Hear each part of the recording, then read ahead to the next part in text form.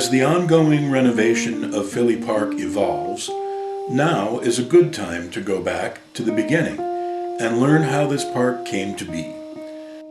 To fully understand that, however, we have to go back even further to the Bloomfield Village Improvement Association.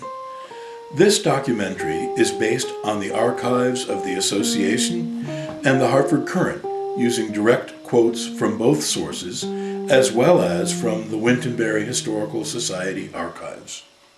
The Bloomfield Village Improvement Association was established in 1888 by a group of dedicated Bloomfield citizens, pledging funds for the moral and intellectual improvement of its members, to develop public spirit and cultivate an interest in the welfare and attractiveness of Bloomfield, to establish and maintain public parks, libraries, reading rooms, and other buildings in said town, to beautify, ornament, and improve its walks, its highways, and public and private grounds. One of the earliest of its many projects was transforming the town common that had been crisscrossed in so many directions with deep ruts and strewn with litter that it was known as the Turkey Track.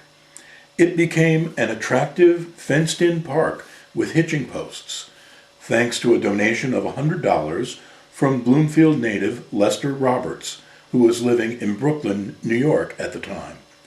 The stately brick homestead, built by his father Lemuel Roberts, was at the southern end of the common. The park became known as Roberts Park. In 1910, Alfred N. Filley gave to the association, in memory of his wife, 6.5 acres of woodland on the eastern slope of Whirlwind Hill. The deed indicated that if the land were not used for public enjoyment, ownership would revert back to the Filley family. Alfred was the grandson of Captain Oliver Filley and the son of J. and Julia Newberry Filley. Alfred had served as president of the association for 10 years. His house, that still stands on Brown Street, was next to the Filley family homestead.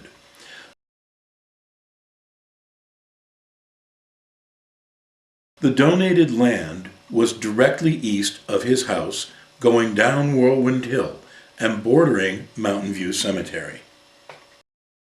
The original acreage donated by Mr. Filley was bounded by unsightly buildings and unimproved land. It was used as pasture land and did not front on Tunxus Avenue, and therefore was largely inaccessible. However, a right-of-way from Tunxus to the woodland was purchased in 1914.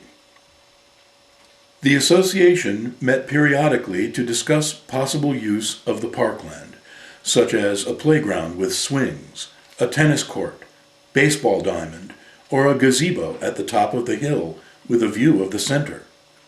But for 2 decades, little was done to develop or beautify the property. In 1930, when the land between the hillside woodland and Tunxus Avenue became available, Wilbur Filley and Grace Filley Bidwell, nephew and niece of Alfred Filley, bought and donated the 5 acres of meadow with Wash Brook flowing through it. This extended the park across the brook to the street. Unfortunately, the area had become an unofficial dumping ground and was described as one of the most unsightly spots in town.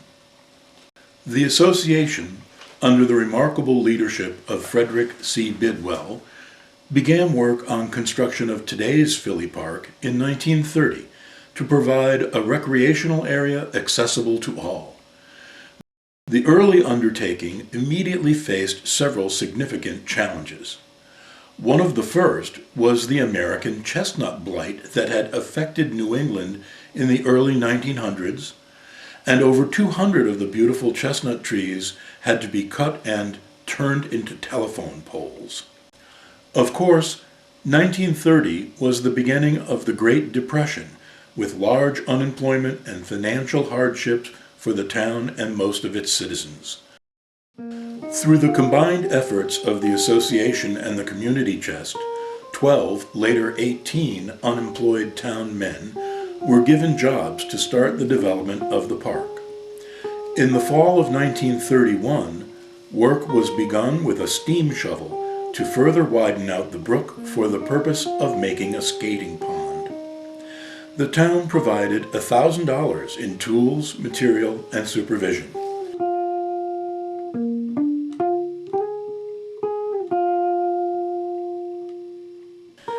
Food prepared by local women was served to the men in the Masonic Hall at noontime. A bridge was built over the brook. An earthen dam was constructed to flood the pond for swimming and skating. But swimming was soon deemed unsuitable because of pollution from home septic and farm drainage.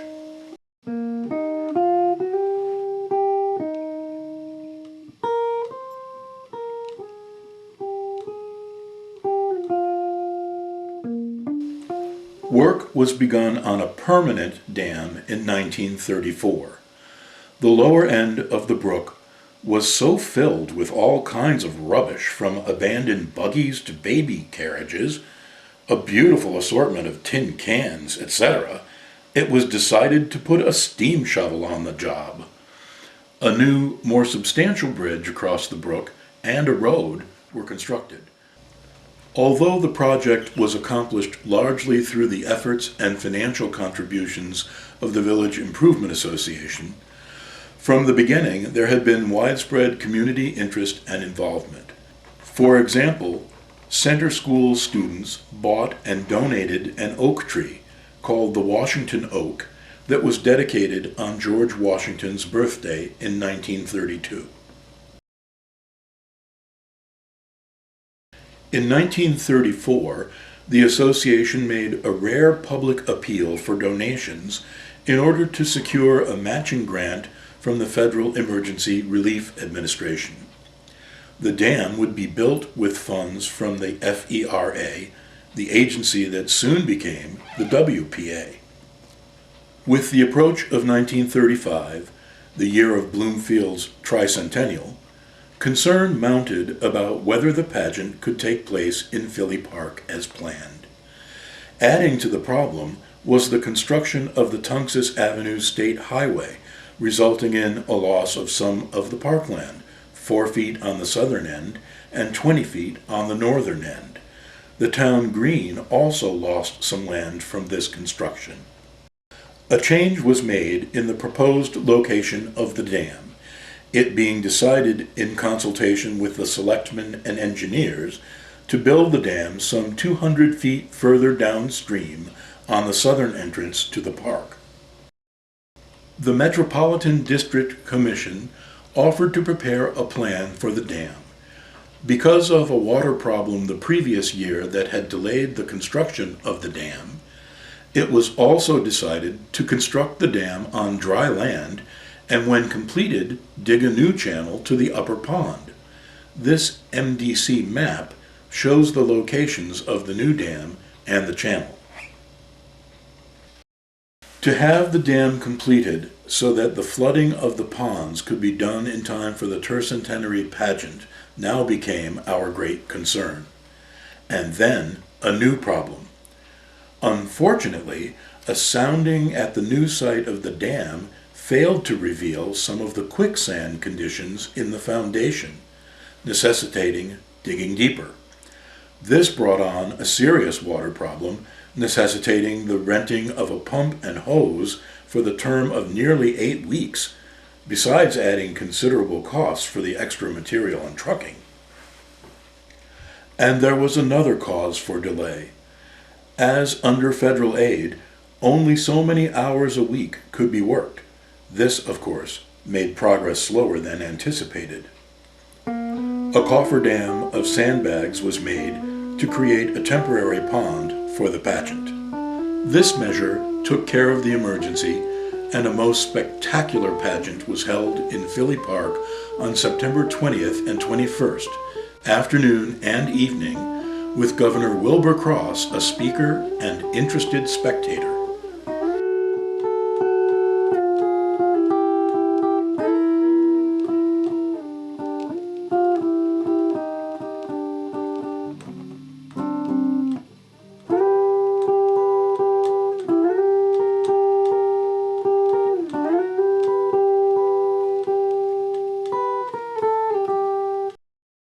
Scott Trail was also dedicated during the 1935 celebration. This was a path through the wooded area leading up Whirlwind Hill that had been laid out by Bloomfield nurseryman James W. Scott. He had had extensive experience in park development, specifically with Keeney Park in Hartford. The permanent dam was completed by the 1st of November 1935. The 1936 flood caused a washout of the earthworks around the dam, and it was repaired as part of another WPA project. Winter and spring floods of the following year washed it out again. Perseverance paid off, and on August 20th, 1938, a special dedication ceremony was held on the occasion of the 50th anniversary of the Bloomfield Village Improvement Association. A memorial boulder was placed at the entrance to the park and dedicated, honoring Alfred N. Filley and his nephew and niece, Wilbur J. Filley and Mrs. Grace Filley Bidwell. A month later, a Category 3 hurricane hit Connecticut. The dam held, but 40 of the largest trees, including the 110-year-old, 3 feet in diameter old Goliath oak, were brought down. In 1941, another threat became apparent. There was the possibility of the property owned by the town to the south and east, adjoining Filley Park, would be sold to private developers. Fortunately, at a town meeting, it was voted that the property become part of Filley Park. This was the last piece of property needed to round out the Filley Park area. In 1942, additional grading was done and a second channel dug, creating the large island seen in the foreground of this photo. The flood of 1955, resulting from 2 back-to-back hurricanes, affected much of Connecticut, including Bloomfield. Wash Brook overflowed its banks and made Filley Park temporarily unrecognizable. In spite of all the natural disasters, Filley Park and Pond became popular with town people and organizations that contributed over the years. Organizations like the Grange, the Lions Club, and the Garden Club contributed to the attractiveness of the park, with many individuals and nurseries donating trees and shrubs over the years. The Bloomfield Women's Club funded the original warming hut in the 1959-1960 season.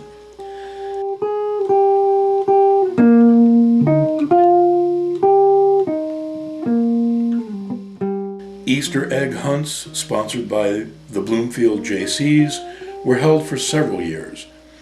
In 1943, the stream and pond became a rendezvous for children learning to fish from the stocked waters, thanks to the Junior Fish and Game Club.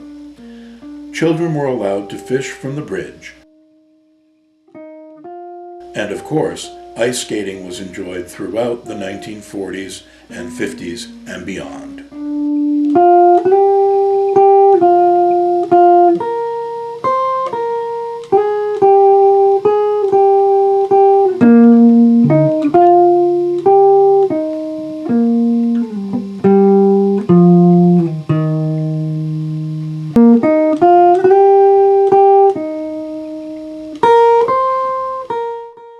In 1959, the Jaycees organized the first of several annual winter carnivals planned for February 7th.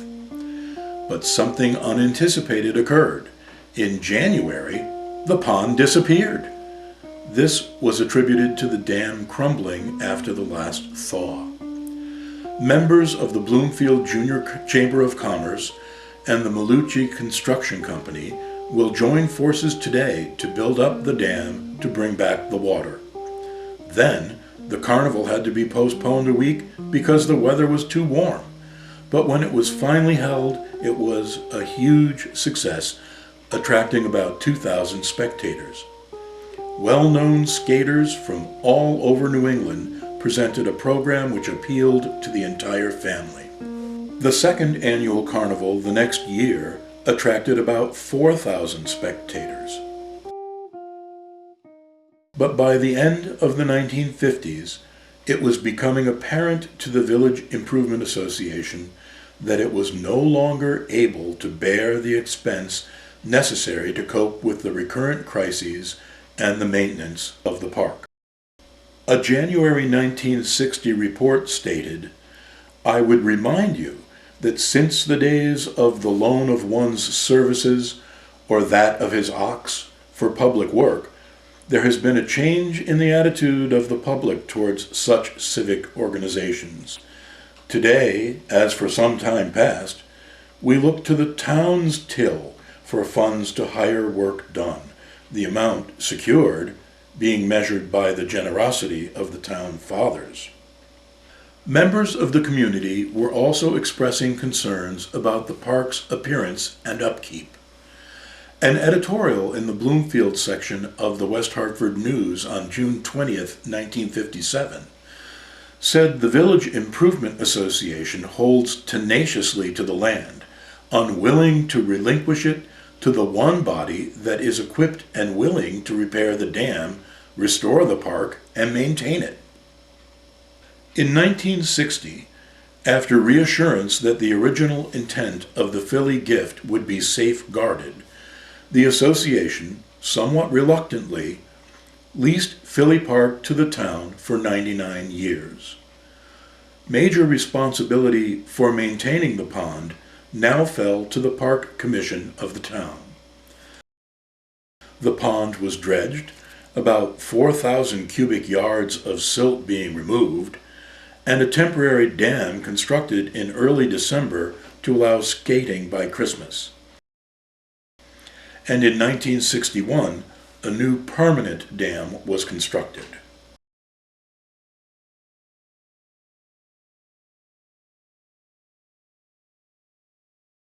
In 1971, another major cleanup of the pond took place, again necessitated by the deposition of silt. A silting pond was built just before the bridge north of the pond to slow down the rate of flow into the main pond, thus not carrying so much silt into it. In 1978, the town proposed the management of Filley Park be under the Parks, Conservation, and Open Space Committee.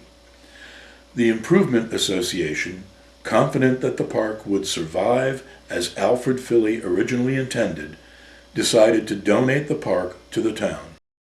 So, after 90 years, the Bloomfield Village Improvement Association came to an end.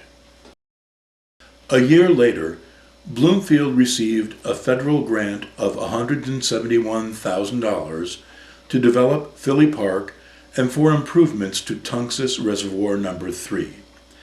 The Filley Park part of the project was intended to stabilize the pond shoreline, which had become clogged with sediment, and for a walkway to the warming hut for skaters. By this time, the park was 12.9 acres with a 2-acre pond. In the late 1990s and early 21st century, the park began to suffer several indignities. Although ducks and other waterfowl had always been enjoyed and welcomed, Canada geese became more and more numerous, with large amounts of their droppings causing the lawn and walkways to be less usable. Silt continued to build in the pond and made skating and fishing less attractive. More recently, the invasive European water chestnut took over. Budgetary restrictions made it unfeasible for the town to spend large amounts of money for restoration. What was once called the Jewel of Bloomfield was suffering from neglect. People used the park much less, but it was not forgotten. In 2008, the Town Council appointed a Filley Park committee to work with the town staff to recommend efforts for renovating and upgrading the park. In 2014, it was announced that Bloomfield would receive a $600,000 state grant for improvements to Filley Park, including sidewalks, construction of parking, removal of the old dam obstructing the brook, dredging the pond, installation of a fish ladder, and an outdoor pavilion. In the words of the Filley Park Committee, the town, in coordination with the committee, has engaged consultants to bring in the right expertise to help make the program successful. A highly developed master plan for the park has been prepared, and the town is ready to embark on the permitting process for the proposed improvements, which will take some time. Many familiar amenities, such as the warming hut, will be brought back and improved. The project is scheduled for completion in late 2017. Here are some of the illustrations that the committee and the design consultants have prepared.